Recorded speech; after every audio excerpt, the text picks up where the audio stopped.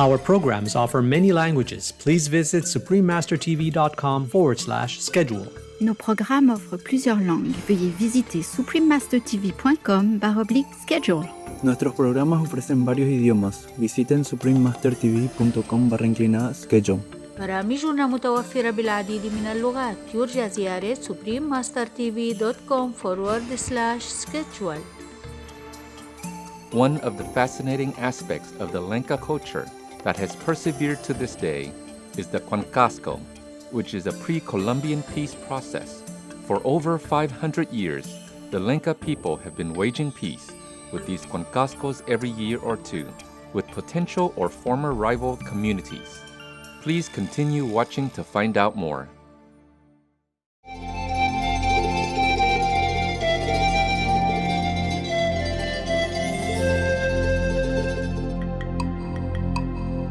Greetings, Wanderers viewers. I'm Claudia. The vibrant people of El Salvador wish you the best of health and happiness.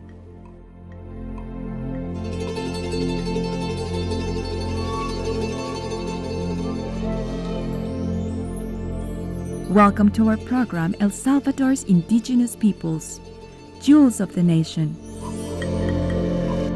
El Salvador is in Central America and has the Pacific Ocean to the west, Guatemala to the north, and Honduras to the east. The people, who are the predominant indigenous group in the country, refer to their territory in western El Salvador as Cuscatlán, meaning the place of jewel necklaces. Anyone who has ever had the opportunity to visit this exquisite nation will agree that it is a land of many jewels. The region has known human habitation for much time, as evidenced by the 7,000-year-old rock art that can be found in the Holy Spirit Grotto, La Gruta del Espíritu Santo, located in the northeastern department of Morazán.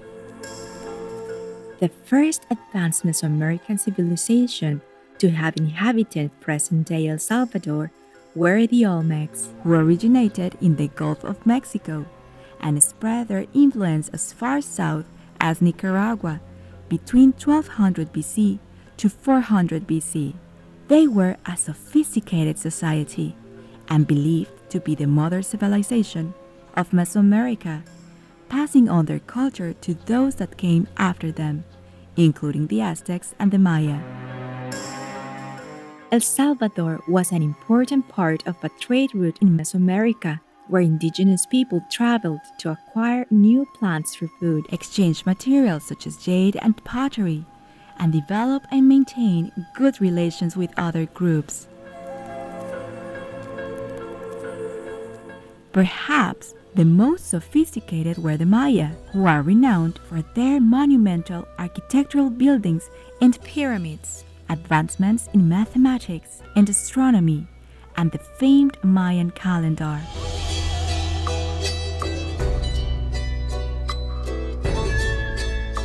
Several archaeological sites in El Salvador showcase their high level of development, including San Andrés and Tazumal, both Mayan trading cities. While these places highlight some of the achievements of the indigenous cultures existing in El Salvador prior to the arrival of Europeans, one of the most notable archaeological areas is the country's only United Nations educational, scientific, and cultural organization, UNESCO Heritage Site, Joya de Serén.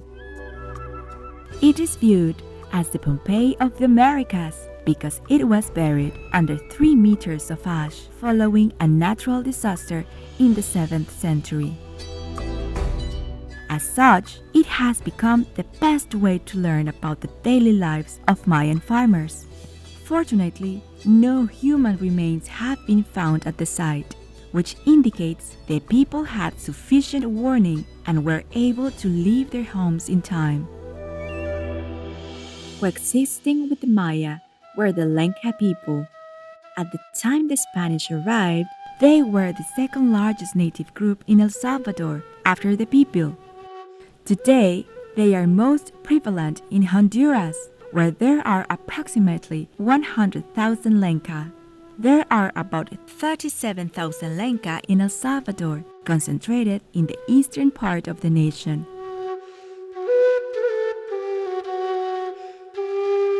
One of the fascinating aspects of the Lenca culture that has persevered to this day is the Huancasco, which is a pre-Columbian peace process. For over 500 years, the Lenca people have been waging peace with these Huancascos every year or two with potential or former rival communities. Like other areas of our world, different groups or villages may have conflict with each other. The Lenca people created this peace ritual to be mutually performed by two communities as a means of avoiding or resolving disharmony. On the day of the Huancasco ritual, the residents of one municipality will meet in the village square, adorned with beautiful, colorful outfits, and begin walking to the neighboring community while people play instruments and sing songs.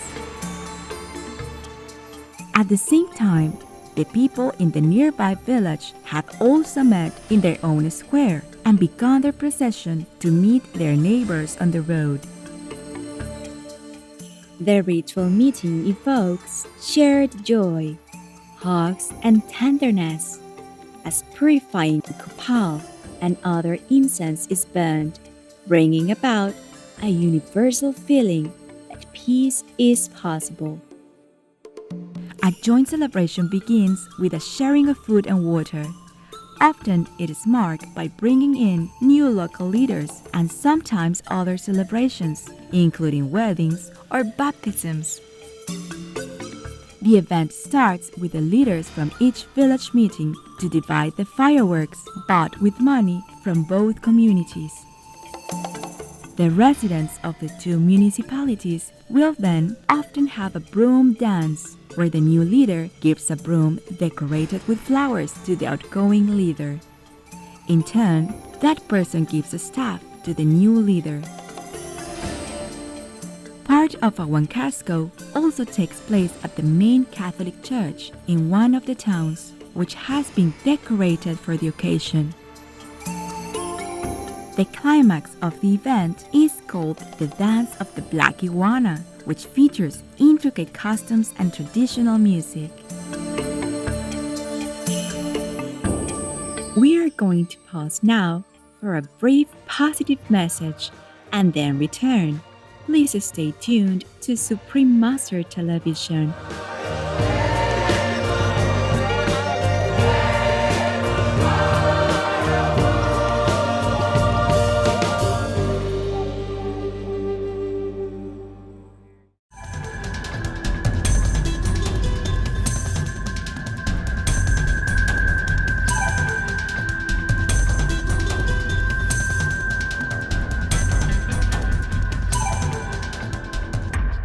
Welcome back, precious viewers, to our program El Salvador's Indigenous Peoples, Jewels of the Nation.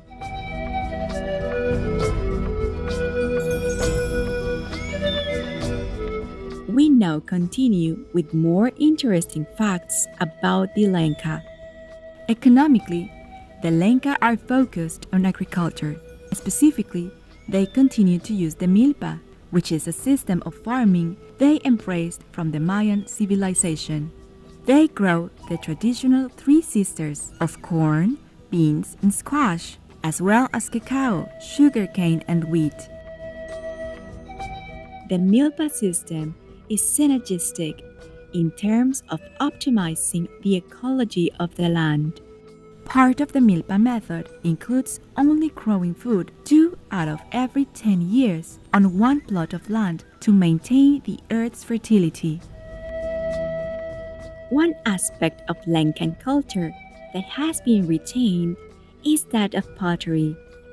For at least 1500 years, the methods of making pottery from mud clay have been passed down from Lencan mothers to daughters.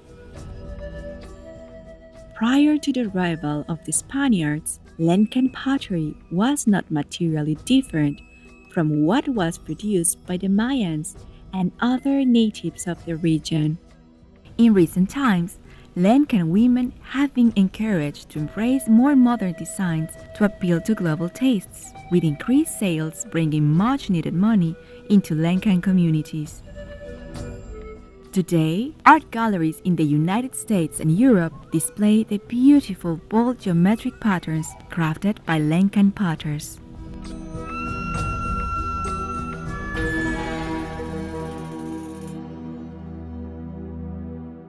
When the Spanish arrived in the 16th century, the Pipios were the largest group of indigenous people, numbering around 1 million. They remain today the largest indigenous group and most of the population of El Salvador, who are of mixed indigenous Spanish heritage, descended from the Pipios. The Pipios originated in central Mexico and speak Nahuatl, which is one of the Uto-Aztecan languages. Speakers of this language family include the Ute Indians in the U.S. state of Utah and other Native Americans in the western United States and extend southward all the way through El Salvador to the Nicaraos in Nicaragua.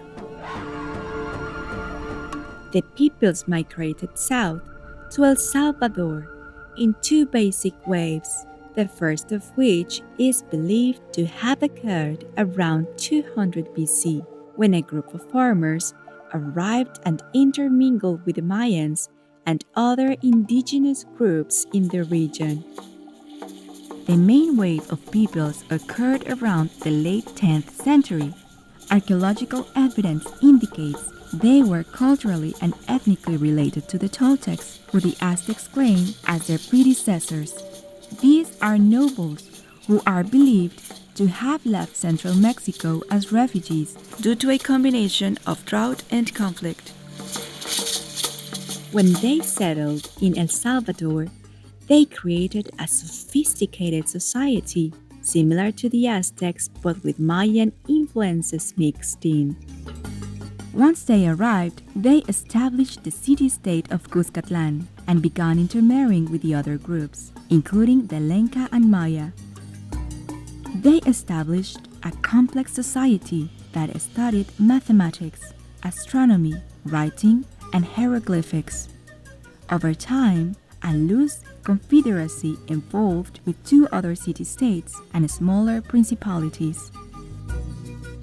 They were an agricultural society, with many people becoming wealthy due to their success in growing indigo for dyeing fabric blue.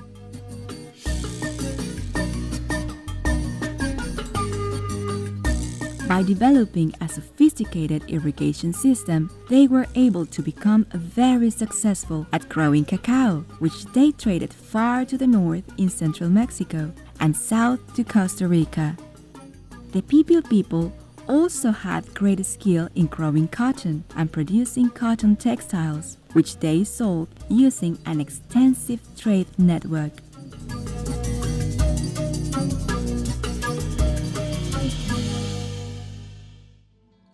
We are fortunate to have been able to share with you today some flavors of the rich native culture of El Salvador, and wish that awareness and appreciation for the nation's native peoples and their fine traditions grow further in the future.